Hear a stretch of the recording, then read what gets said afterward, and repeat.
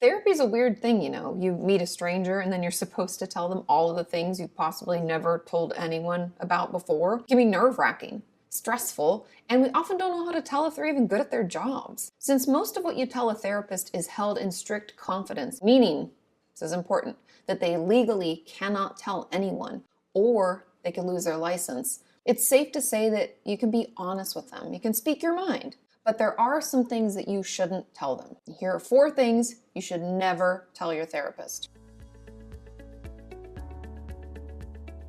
Number 1, lies. Not telling us the truth about your situation or what you're going through is only going to hold you back and make therapy either ineffective or slower than it needs to be. I have had so many patients lie to me over the years, and I know that we can sometimes do it because we're scared to tell them the truth, or we're worried that they're going to judge us or be upset with us or maybe even abandon us. So if you find yourself wanting to lie because of any of these reasons or more, let your therapist know about it. That doesn't mean we have to tell them the truth or share something we aren't ready to share, but we can acknowledge the thoughts and defense mechanisms that are popping up.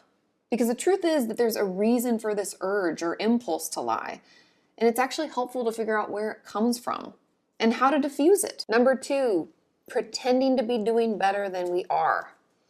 I have had so many patients tell me that they are doing great, only to find out weeks or sometimes even months later that they really aren't. And this has happened a lot with my eating disorder patients telling me that they're following their meal plan and not overdoing on the exercise, Katie, don't worry, or managing any of our urges to binge or purge, which leads me to telling them that they need to see their regular doctor before we see each other again. I often won't even make another appointment with them until they do so they can figure out why they're still gaining or losing this weight. And this wastes their time and money. And I've also had this happen with patients who are really worried about upsetting me or are stuck in their own fawn or people-pleasing response. Remember, therapy isn't the place for judgment or blame. We're there to listen, meet you where you're at, and help you move toward your goals.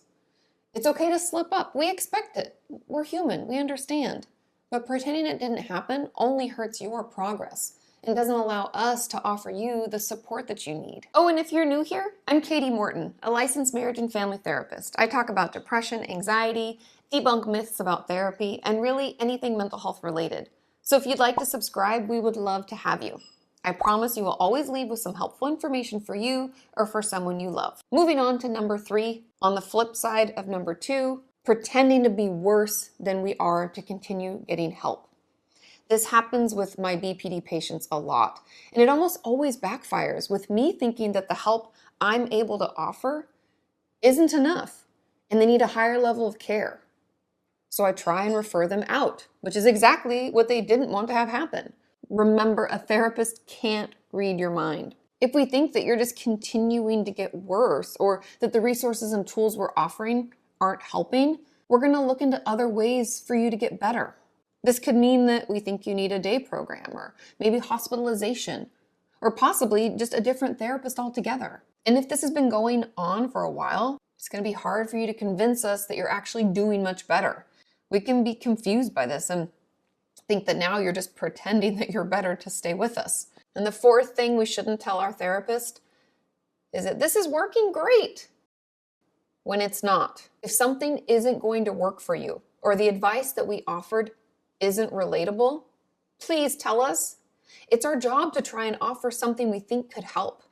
And it's your job as the patient to give it a try and let us know if it's helpful or not. Or if you know that you aren't going to be able to do something. Like if what I'm asking you to do or the homework I'm giving you is just too much, because you know yourself, right? And that's not something that you would enjoy, for example, or something you even feel able to do, please let me know. It doesn't help anybody for you to pretend that you're going to do the homework or try out a new communication tool when you already know that you're not. And a good therapist isn't going to have an ego about it either. We want to offer you things, a bunch of different things that will really work for you. So just speak up and be honest about it. But I do want to also address the fact that if we find ourselves always shooting down any and everything our therapist is offering, we may want to consider if we're actually ready for therapy or if we're being overly defensive, because there is a balance to this as well. But it's normal to not like or want to try all of the things our therapist offers, and we expect that from you. With that, let's end with the things you may be nervous to share, but definitely should. And number one, any thoughts of suicide.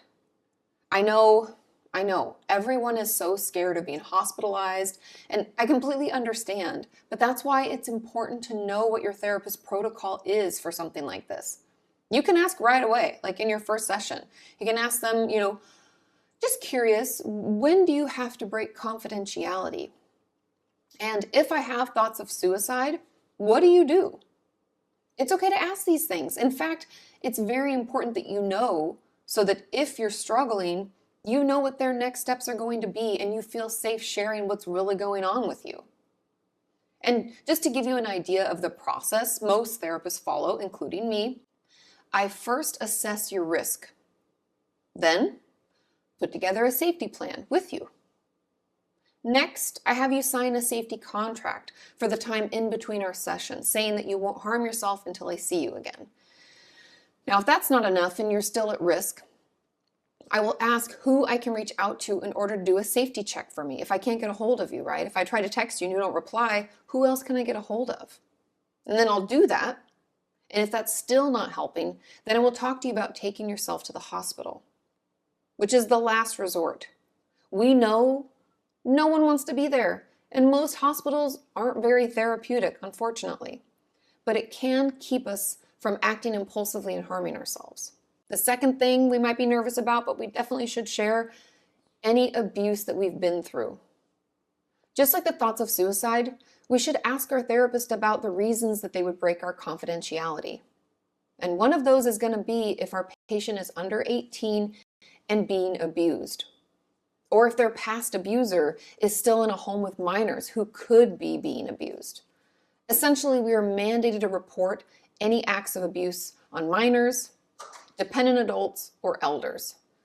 And I know it can be scary to finally share our experiences with abuse, but know that you are never in trouble for doing it. The asshole who harmed you is. And if a report has to be made, they are the ones who are punished. I know it can be scary or stressful, but it's not on you to keep that secret.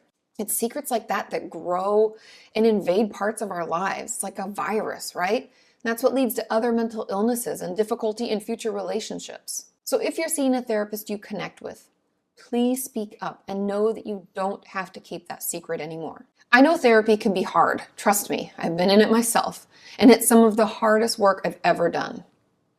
But showing up, opening up, and doing the work is totally worth it. You are worth it. Thank you so much for watching. Have a wonderful week.